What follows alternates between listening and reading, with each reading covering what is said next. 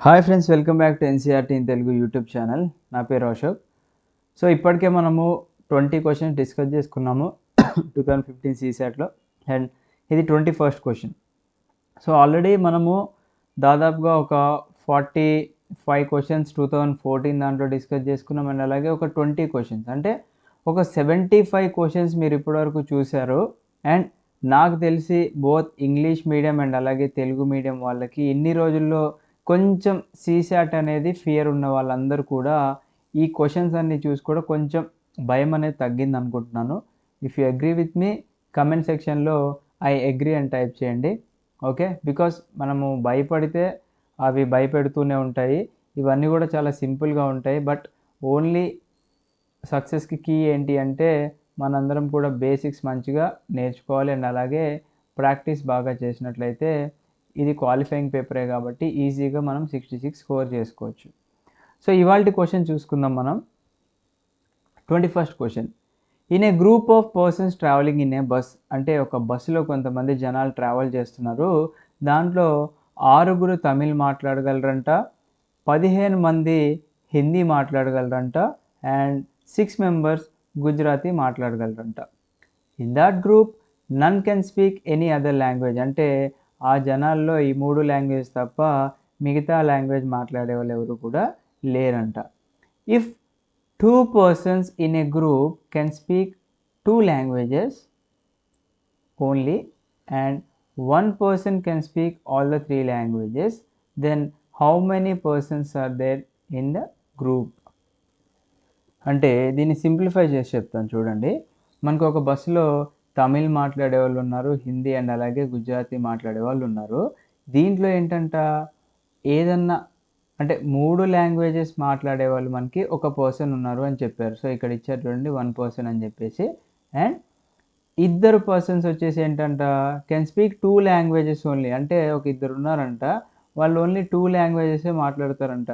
అంటే ఇదర్ తమిళ్ హిందీ మాట్లాడగలరు, లేదా తమిళ్ గుజరాతీ మాట్లాడగలరు, లేదా హిందీ గుజరాతీ మాట్లాడగలరు అనమాట. సో ఇది ఒకసారి మనం చూసుకుందాం వెన్ డయాగ్రామ్ వేసుకొని.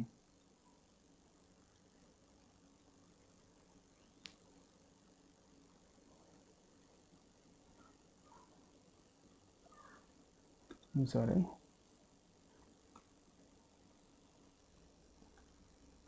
సో ఇక్కడ మనకి మొత్తం 3 వెన్ డయాగ్రామ్స్ వేసుకోవాలి మనం.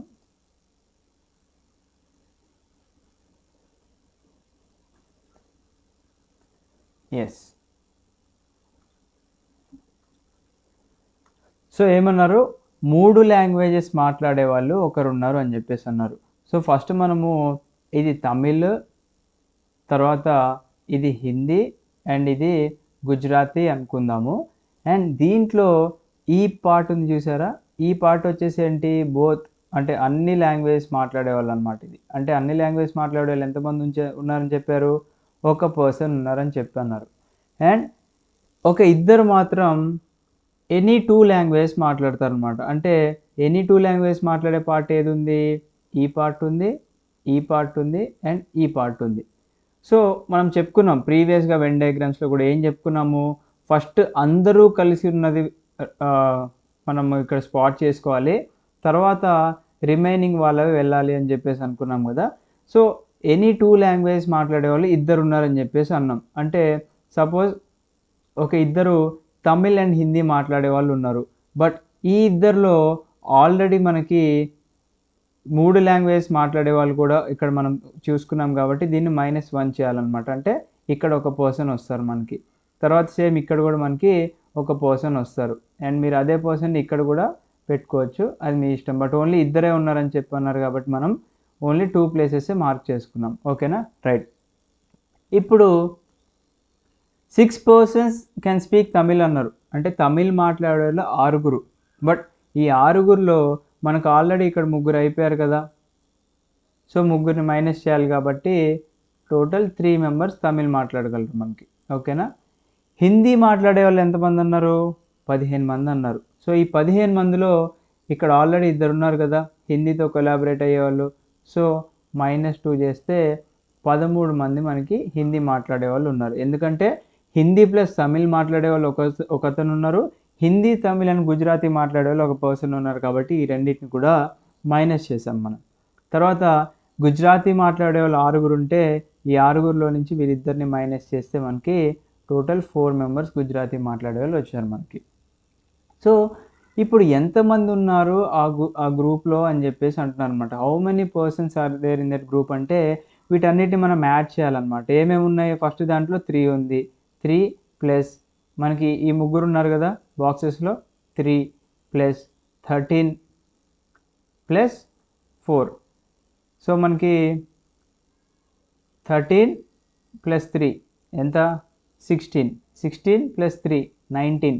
19 ప్లస్ 4 ఈజ్ 23. సో టోటల్ మనకి 23 మంది ఉన్నారు. ఈ 23 మందిలో మనకి ఇన్ని లాంగ్వేజ్ మాట్లాడే వాళ్ళు ఉన్నారన్నమాట. Tamil, Gujarati, Hindi and any 2 languages లేదా అన్ని లాంగ్వేజ్ మాట్లాడే వాళ్ళందరూ కూడా కాంబినేషన్ రావాలి అంటే మనం ఈ విధంగా ఆన్సర్ చూస్ చేసుకోవాలి. సో ఇప్పుడు 22nd క్వశ్చన్ చేసుకుందాం మనం. ఓకేనా?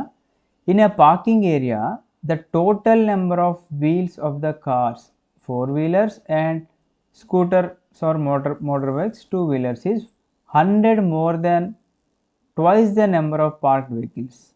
The number of cars parked is. ఇది ఏంటంటే కొంచెం ట్రిక్కీ క్వశ్చన్ అనిపిస్తుంది, బట్ ఇది మనము ఈక్వేషన్లో వేసుకున్నట్లయితే చాలా ఈజీగా వస్తుంది. ముందుగా మనకి 4-wheelers ఉన్నాయి కదా. 4-wheelers అంటే ఏంటి? 4 చక్రాలు ఉన్నట్టు. సో 4 వీల్స్ ఉన్నట్టు. ఓకేనా? తర్వాత 2-wheelers అంటే ఏంటి? 2 చక్రాలు ఉన్నట్టు. ఓకేనా? ఇది అందరికీ తెలిసిందే. బట్ ఇక్కడ ఏమంటున్నారు అంటే ఒక పార్కింగ్ ఏరియాలో మనకి 4-wheelers ఉన్నాయి, అంటే కార్స్ ఉన్నాయి, మోటార్ బైక్స్ ఉన్నాయి. ఆ పార్కింగ్ ఏరియాలో ఏవైతే పార్క్ చేసిన వెహికల్స్ ఉన్నాయో అవన్నీ వెహికల్స్ యొక్క వీల్స్ ఉంటాయి చూసారా, చక్రాలు. ఆ చక్రాలు అనేది ఆ పార్క్ చేసిన వెహికల్ కన్నా 100 ఎక్కువగా ఉన్నాయని చెప్పేసి అంటున్నారు. ఓకేనా? సో అర్థం కాకపోతే మళ్ళీ ఒకసారి చెప్తా వినండి. సో ఇది ఒక పార్కింగ్ ఏరియా అనుకోండి. పార్కింగ్ ఏరియాలో మనకి ఇది ఒక 2-wheelers అనుకోండి, ఇది 4-wheelers అనుకోండి. సో ఇలా అన్నీ కూడా పార్క్ చేసి ఉన్నాయి అండ్ వీటికి చక్రాలు కూడా ఉంటాయి కదా. 2-wheelersకి 2, 4-wheelersకి ఒక 4 చక్రాలు ఉంటాయి కదా. సో ఈ పార్కింగ్ ఏరియాలో ఏం చేశారంట? చక్రాల కౌంట్ ఏవైతే ఉన్నాయో, అంటే వీల్స్ ఏవైతే ఉన్నాయో ఇవి 100 ఎక్కువ ఉన్నాయంట. దేని మీద? పార్క్ చేసిన వెహికల్స్ కన్నా. అండ్ ఇంకా ఏమన్నారు? 100 more than twice the number of parked vehicles. అంటే ఇక్కడ పార్క్ చేసిన వెహికల్స్ని 2 times, అంటే పార్క్ చేసిన వెహికల్స్ x అనుకోండి, అంటే ఇక్కడ దాదాపుగా 2x + 100 ఉన్నట్టు. అంతేనా? 2 times పార్క్డ్ వెహికల్స్ కన్నా 100 ఎక్కువ ఉన్నట్టు. సో దీన్ని మనం ఇప్పుడు ఒక ఈక్వేషన్లో రాసుకొని చూద్దాము. ఫస్ట్ మనకి 4-wheelersని అంటే కార్స్ని మనము x అనుకుందాము, కార్స్ని x అనుకుందాము అండ్ బైక్స్ని y అనుకుందాం. ఓకేనా? సో ఇప్పుడు కార్స్కి ఎన్ని చక్రాలు ఉంటాయి? 4 చక్రాలు ఉంటాయి. బైక్స్కి 2 చక్రాలు ఉంటాయి కదా. సో 4x + 2y ఇది పార్క్ చేసిన వెహికల్ పార్కింగ్ లాట్లో ఈజ్ ఈక్వల్ టు ఏమన్నారు? 2 సార్లు ఎక్కువ ఉన్నాయి. అంటే ఫస్ట్ ఏమన్నారు? 100 more than అన్నారు. సో 100 ఎక్కువ ఉన్నాయి. దేనికన్నా ఎక్కువ ఉన్నాయి 100? మీరు పార్క్ చేసిన వెహికల్స్ని రెండింతలు చేస్తే ఎంతైతే వస్తుందో వెహికల్స్, దానికన్నా 100 ఎక్కువ ఉన్నాయి అన్నారు. సో 100 ఎక్కువ ఉన్నాయి రాసుకున్నాము. ఇప్పుడు మనం పార్క్ చేసిన వెహికల్స్ని ఇక్కడ రాసుకుందాం. ఓకేనా? రైట్. సో ఇప్పుడు మీరు ఒకసారి ఈక్వేషన్ చూసుకున్నట్లయితే చాలా క్లియర్గా అర్థమవుతుంది. ఎందుకంటే ఒక పార్కింగ్ లాట్లో ఉన్న కార్స్ అండ్ బైక్స్ ఇవి. ఓకేనా? ఈజ్ ఈక్వల్ టు మనం పార్క్ చేసిన వెహికల్స్కి రెండింతల కన్నా 100 ఎక్కువ ఉంది అని చెప్పేసి ఈక్వేషన్ వచ్చింది. సో దీన్ని సాల్వ్ చేసుకుందాం అనుకోండి. మనకి 2x + 2y + 100. సో ఈ 2y క్యాన్సిల్ అయిపోతుంది. లైక్ ఇటు వెళ్ళిపోతే -2y అయిపోతుంది. 2y - 2y 0 అవుతుంది. ఈ 4x మైనస్ ఈ 2x ఇటు వెళ్తుంది కాబట్టి 4x - 2x is equal to 100. 2x is equal to 100. x is equal to 100/2 which is nothing but 50. So x 50 వచ్చింది మనకి. ఎక్స్ అంటే ఏంటి ఇక్కడ? ఎక్స్ అంటే మనకి కార్స్. సో టోటల్ ఇక్కడ మనకి కార్స్ 50 వచ్చినాయి అనమాట. వాడు ఏమడిగాడు questions? The number of cars parked is అన్నారు. నెంబర్ ఆఫ్ కార్స్ మనకి 50 ఉన్నాయి. ఇన్ కేస్ మనకి బైక్స్ కావాలనుకోండి, ఈ 50 తీసుకొని వెళ్ళి ఈ ఈక్వేషన్లో పెట్టేస్తే మనకి y కూడా వస్తుంది, విచ్ ఇస్ బైక్స్ ఎన్ని ఉన్నాయి అని చెప్పేసి కూడా మనకి ఒక క్లారిటీ ఉంటుంది. సో ఇప్పుడు 23rd క్వశ్చన్ చూసుకుందాం. So this is 23rd question. దీంట్లో ఏమన్నారంటే a selection is to be made for 1 post of principal and 2 post of vice principal. అంటే మీరు ఒక కాలేజ్ పెట్టారనుకోండి, ఆ కాలేజ్కి ఇద్దరు వ్యక్తులు అవసరం ఉంటుంది. ఒక వ్యక్తి ఎవరు? ఒక ప్రిన్సిపల్ కావాలి అండ్ 2 వైస్ ప్రిన్సిపల్ కావాలి. మీ రిక్వైర్మెంట్ అది. ఓకేనా? రైట్. ఇది మీ కాలేజ్ అనుకోండి. Right. Among the 6 candidates called for the interview. So మరి మీరు ఒక ప్రిన్సిపల్ 2 వైస్ ప్రిన్సిపల్ కావాలని చెప్పేసి నోటీస్ ఇస్తే ఓన్లీ డైరెక్ట్గా ఒక ప్రిన్సిపల్ 2 వైస్ ప్రిన్సిపల్ వచ్చారు కాబట్టి అట్లీస్ట్ ఒక 6 పర్సన్స్ వచ్చారంట ఇంటర్వ్యూకి. సో ఆ 6 పర్సన్స్ ఎవరు మనకి ఇక్కడ? ABCDEF అనే 6 వ్యక్తులు వచ్చారు అనుకుందాం. And only 2 are eligible for the post of principal. అంటే ఈ 6గురిలో మీకు ఎవరైనా ఒక 2 వ్యక్తులు, సపోజ్ మనము AB అనుకుందాం, ఈ AB మాత్రమే ప్రిన్సిపల్కి ఎలిజిబుల్ అని అనుకుందాం. While they are eligible, only 2 are eligible for the post of principal while they all are eligible for the post of vice principal. అంటే ఈ రిమైనింగ్ 4 వ్యక్తులు ఎవరైతే ఉన్నారో వీళ్ళలో నుంచి వైస్ ప్రిన్సిపల్ని చూస్ చేసుకోవాలి అండ్ వీళ్ళలో నుంచి ప్రిన్సిపల్ని చూస్ చేసుకోవాలి మనం. The number of possible combinations of selectees are. So వీళ్ళు ఇంటర్వ్యూకి వచ్చారు మొత్తం మీ దగ్గరికి. ఇప్పుడు మీ చేతిలో 6 ఉన్నారు. ఇప్పుడు సెలెక్ట్ చేసే ఛాన్స్ అది మీకే ఉందన్నమాట, అధికారం. ఇప్పుడు మీరు ఎవరెవరిని సెలెక్ట్ చేయగలరు? ఫస్ట్ AB అనుకుందాం. ఏబీలో ఏని మీరు ప్రిన్సిపల్ కింద చూస్ చేసుకున్నారు అనుకోండి. ఇప్పుడు వైస్ ప్రిన్సిపల్ ఎంతమందికి అవకాశం ఉంది? 2కి అవకాశం ఉంది కదా. సో 2లో చూస్ చేసుకోవాలంటే మీరు ఫస్ట్ వ్యక్తిని B అనుకోవచ్చు. Bని మీరు వైస్ ప్రిన్సిపల్ చూస్ చేసుకున్నట్లయితే ఇంకొక వ్యక్తిని కూడా చూస్ చేసుకోవాలి. అంటే BCని చూస్ చేసుకోవచ్చు, BDని చూస్ చేసుకోవచ్చు, BEని చూస్ చేసుకోవచ్చు, BFని చూస్ చేసుకోవచ్చు. లేదు అనుకుంటే వీళ్ళలోకి వెళ్ళచ్చు. ఇప్పుడు CDని చూస్ చేసుకోవచ్చు, CEని చూస్ చేసుకోవచ్చు, CFని చూస్ చేసుకోవచ్చు. లేదు వీళ్ళిద్దరు కూడా వద్దనుకుంటే, అంటే ఆల్రెడీ మీరు ఇక్కడ వేశారు కాబట్టి నెక్స్ట్ చూసుకున్నట్లయితే DEని చూస్ చేసుకోవచ్చు, DFని చూస్ చేసుకోవచ్చు, లేదా EFని చూస్ చేసుకోవచ్చు. సో ఇక్కడ మనకి ఎన్ని పాసిబిలిటీస్ వచ్చాయి టోటల్గా? 1 2 3 4 5 6 7 8 9 10 పాసిబిలిటీస్ వచ్చాయి. ఏది? మనము ప్రిన్సిపల్ని A పెట్టుకొని వైస్ ప్రిన్సిపల్స్ని BC కానీ BD BE వీళ్ళందరినీ చూస్ చేసుకున్నట్లయితే. ఓకేనా? సో ఇప్పుడు ఇంకొక పాసిబిలిటీ ఏముంది మనకి?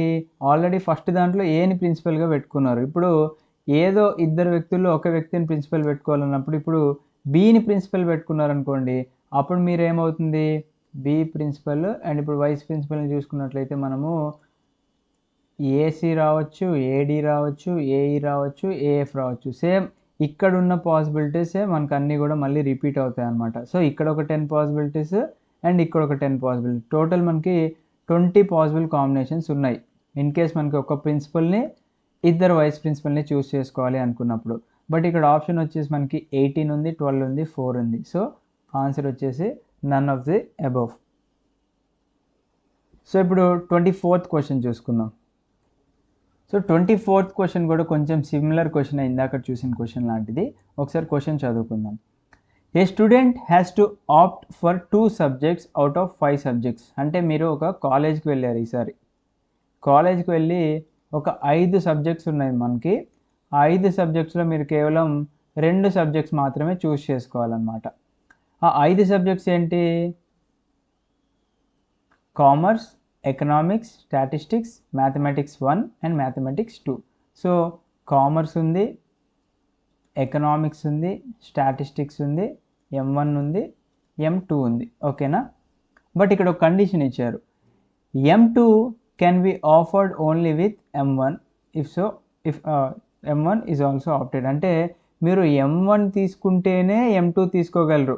లేదు అంటే మీరు M2ని ఆప్ట్ చేయలేరు అంటున్నారు. అంటే ఫర్ ఎగ్జాంపుల్ మీరు కామర్స్‌తో పాటు M2 తీసుకున్నారనుకోండి, అది ఇన్‌వాలిడ్ అనమాట. లేదా ఎకనామిక్స్‌తో పాటు M2 తీసుకుంటే అది ఇన్‌వాలిడ్.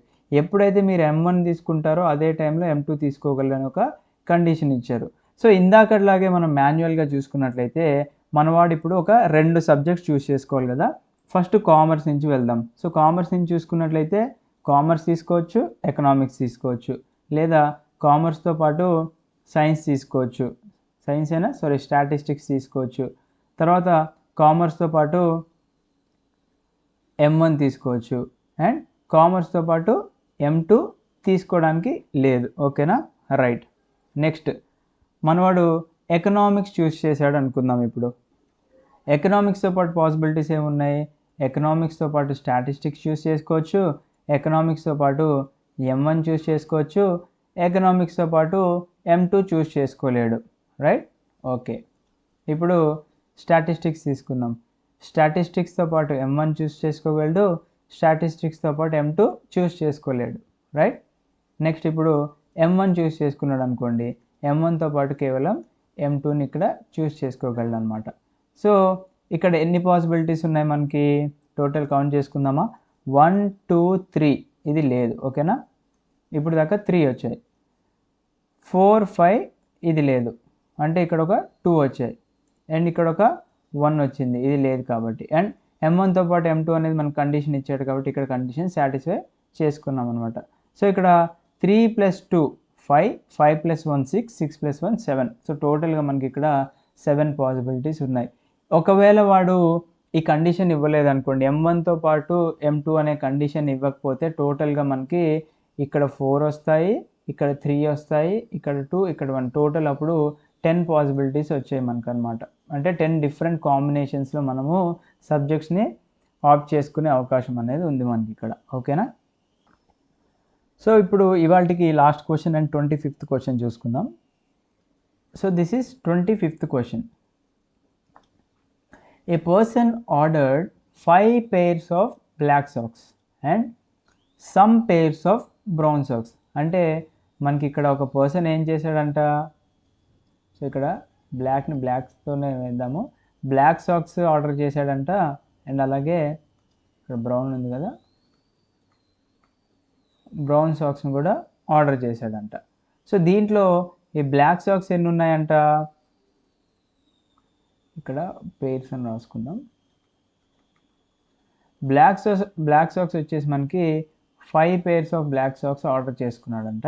అండ్ బ్రౌన్ సాక్స్ ఎన్నో తెలియదు మనకి. సో బ్రౌన్ సాక్స్ ఎన్నో తెలియదు కాబట్టి మనకి n pairs అనుకుందాం. ఓకేనా? రైట్. ఇప్పుడు ఏమన్నారు? The price of a black pair was thrice that of a brown pair. అంటే బ్రౌన్ సాక్స్ మీకు ఒక 10 రూపాయలు పడినాయి అనుకోండి, బ్లాక్ సాక్స్ ఎంత పడతాయి? దీనికి 3 ఇంతలు ఎక్కువ అన్నాడు. అంటే 30 రూపాయలు పడతాయి. సో మనకి ఈ బ్రౌన్ సాక్స్ రేట్ ఎంతో ఇవ్వలేదు కాబట్టి దీన్ని x అనుకుందాము. అప్పుడు బ్లాక్ సాక్స్ రేట్ ఎంత అవుతుంది? 3x రూపీస్ అవుతుంది. అంతే కదా? అంటే ఇది ₹1 అయితే ఇది ₹3 అవుతుంది. రైట్? ఇప్పుడు బిల్లింగ్ కౌంటర్కి వెళ్ళాడు. మొత్తం బ్లాక్ సాక్స్ని అండ్ అలాగే బ్రౌన్ సాక్స్ని రెండు తీసుకొని వెళ్ళినప్పుడు మనవాడు ఏం చేశాడు? బిల్ ప్రిపేర్ చేసేవాడు ఒక పొరపాటు చేశాడంట. The bill clerk interchange the number of black and brown pairs by mistake. అంటే మిస్టేక్లో మనవాడు ఏం చేశాడంట? బ్లాక్ సాక్స్ ప్లేస్లో బ్రౌన్ సాక్స్ రేట్ వేసాడంట, బ్రౌన్ సాక్స్ ప్లేస్లో బ్లాక్ సాక్స్ రేట్ వేసాడంట. అప్పుడు ఏమైందంట? It increase the bill by 100%. అంటే మనకి ఇప్పుడు మొత్తం బిల్లు ఒక ₹50 అయిందనుకోండి, ఇప్పుడు ఇది 100% ఇంక్రీజ్ అయిందంట. అంటే ఇంకొక ₹50 పెరిగి వీడికి ₹100 అయిందంట. వీడు జస్ట్ ₹50 బిల్ అయింది అనుకునేవాడికి ఇప్పుడు ₹100 అయిందంట. This is for an example. Okay. What was the number of pairs of brown socks in the original order? అంటే ఇప్పుడు మనవాడు ఆర్డర్ చేసిన దాంట్లో నెంబర్ ఆఫ్ బ్రౌన్ సాక్స్లు ఎన్ని అని చెప్పేసి అడుగుతున్నాడు. సో మనకు అది తెలియదు కాబట్టి దాన్ని కనుక్కోవాలి మనం. సో ఇది ఒరిజినల్ పేర్స్ చూసుకున్నట్లయితే మనము ఎంత వచ్చింది మనకి ఈక్వేషన్? 5 pairs into 3x కదా. సో మనకి ఇక్కడ 15x కదా. సో మనకి ఇక్కడ 5 ఇంటూ 3x అంటే ఎంత, 15x కదా. So 15x plus n pairs, మనకు బ్రౌన్ సాక్స్ ఎన్నో తెలియదు కదా ఇనీషియల్గా, ఇంటూ ఎక్స్, ఎన్ఎక్స్. ఇది ఒరిజినల్ ఆర్డర్ అనమాట. అంటే మనవాడు యాక్చువల్గా కొనాలనుకున్నది ఇది. బట్ ఇక్కడ మిస్టేక్ వేసుకుందాం. మన క్లర్క్ చేసిన మిస్టేక్ ఏంటి అంటే ఇంటర్చేంజ్ చేశాడు. అంటే ఏమైంది, ఇప్పుడు ఇది బ్లాక్ సాక్స్, ఇది బ్రౌన్ సాక్స్. ఇప్పుడు మనవాడు ఏం చేశాడు, బ్రౌన్ సాక్స్ 5 పైర్స్ వేశాడు, బ్లాక్ సాక్స్ n పైర్స్. ఓకేనా. అండ్ రేట్ కూడా చూసుకున్నట్లయితే ఇప్పుడు మనవాడు ఎంత వేసాడంట, బ్రౌన్ సాక్స్ మనం ఎక్స్ అనుకుంటే, సారీ బ్లాక్ సాక్స్ ఎక్స్ అనుకుంటే, ఇప్పుడు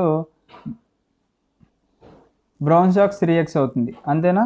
కాదు. ఎందుకంటే మనకి ఇక్కడ ఇంటర్చేంజ్ అయ్యేది జస్ట్ పెయిర్స్ మాత్రమే ఇంటర్చేంజ్ అవుతాయి. అండ్ ఈ x అను 3x సేమ్ ఉంటుందన్నమాట.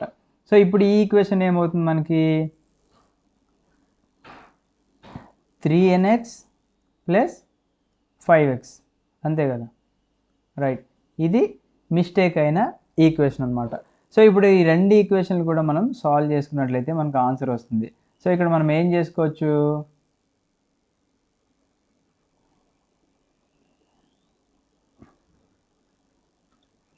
రెండు ఈక్వేషన్లు సాల్వ్ చేసుకుందాం. అంటే 3nx plus 5x is equal to, ఇది మిస్టేకన్ బిల్ కదా. మిస్టేకన్ బిల్ ఎంత అయిందంట, డబుల్ అయింది కదా.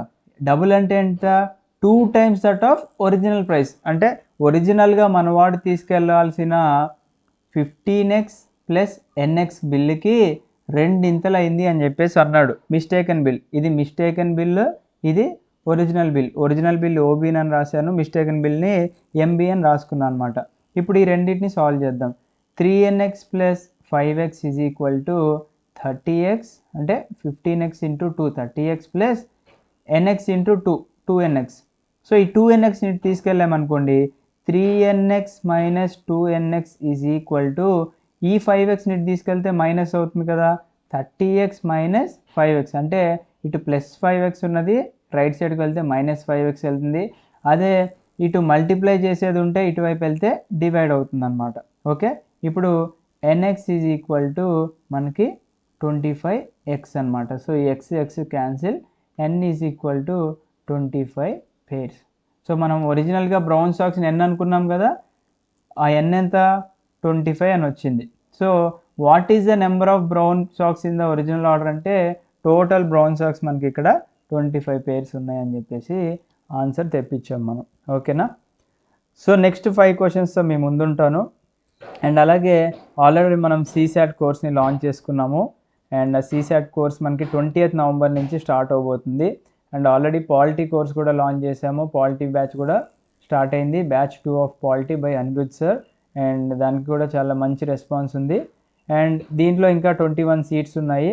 And if anyone wants to register, you can call or WhatsApp to 8985 237565 number. Thank you friends. Have a great day. Jai Hind.